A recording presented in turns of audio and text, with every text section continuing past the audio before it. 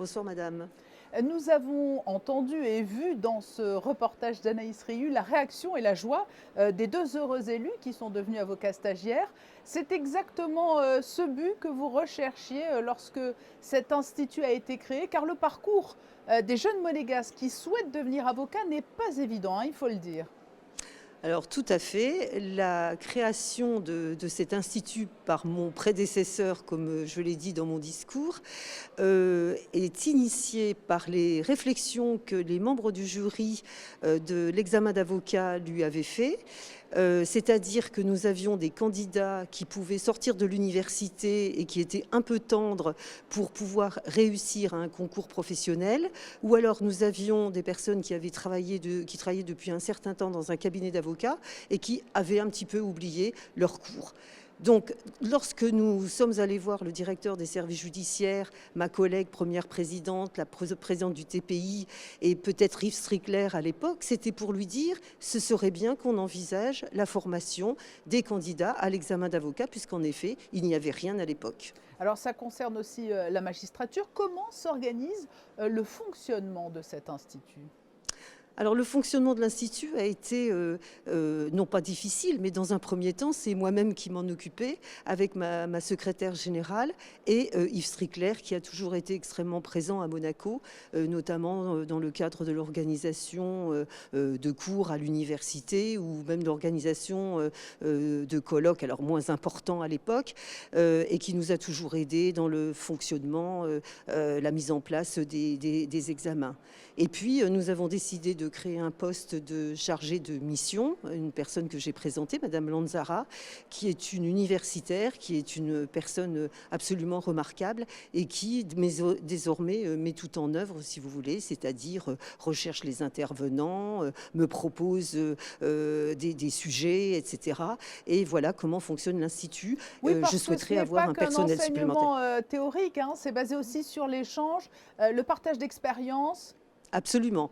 Oui, parce que nous formons, alors soit nous faisons des conférences, nous organisons des conférences qui sont à destination des professionnels. Donc bien évidemment, on ne peut pas uniquement se concentrer sur le côté universitaire des choses, d'où la nécessité souvent de solliciter à la fois un universitaire et un magistrat, par exemple, ou un policier, en tout cas quelqu'un qui est opérationnel. Et puis les magistrats, les avocats, en tout cas, doivent avoir une formation tout à fait opérationnelle. Donc ce n'est pas qu'universitaire. Il a aussi cette vocation de pouvoir mettre tout de suite le pied à l'étrier aux personnes qui vont exercer des fonctions opérationnelles dans les mois qui suivront. Comment se compose la promotion 2024 ? Nous avons des personnes qui sont inscrites pour le concours, enfin l'examen d'avocat. Et puis, nous avons une ou deux personnes qui se sont manifestées pour présenter le concours de magistrat, ce qui me ravit, puisque peut-être le savez-vous, en tout cas si vous ne le savez pas, mais c'est important de le savoir, il y a de moins en moins de magistrats monégasques. Nous sommes obligés de solliciter la France afin d'obtenir des magistrats qui sont détachés par le ministère français de la Justice. Alors, ce qui pose un problème puisqu'on ne peut pas évidemment obtenir autant de magistrats qu'on le souhaiterait. Et puis, nous sommes à Monaco, c'est tout de même normal que la justice soit aussi rendue par des magistrats monégasques.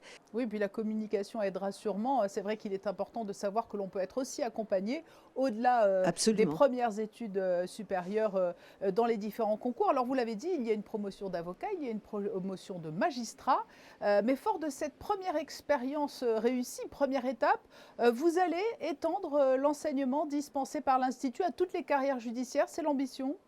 Alors, c'est ce que nous souhaiterions faire, mais vous savez, il faut aussi respecter un cadre juridique.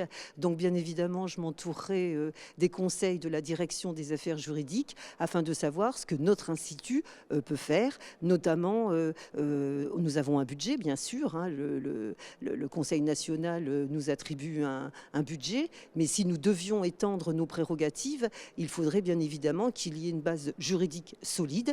Et à cet effet, c'est bien sûr la direction des affaires juridiques qui sera à mes côtés pour me dire ce que nous pouvons faire et dans quelle mesure on peut étendre notre champ de compétences. Et puis en conclusion aussi, plus généralement, ce qu'il est important de souligner, c'est que l'Institut contribue aussi à la promotion du droit monégasque. Voilà, j'allais justement, bon, à titre de conclusion, le dire. C'est ce qui me tenait particulièrement à cœur, parce que évidemment, personne, en tout cas, jusqu'à ce que j'arrive à Monaco comme procureur général, je pensais même peut-être comme les autres que le droit monégasque était vraiment très semblable au droit français que j'avais pratiqué depuis 1981. Et non, c'est complètement différent. La jurisprudence est aussi différente, enfin l'organisation judiciaire est également différente, et c'est important qu'on promeuve précisément l'ensemble et du droit et de la jurisprudence monégasque. Merci Sylvie Petit-Leclerc d'avoir répondu à nos questions à l'occasion de la rentrée de l'Institut monégasque de formation aux professions judiciaires.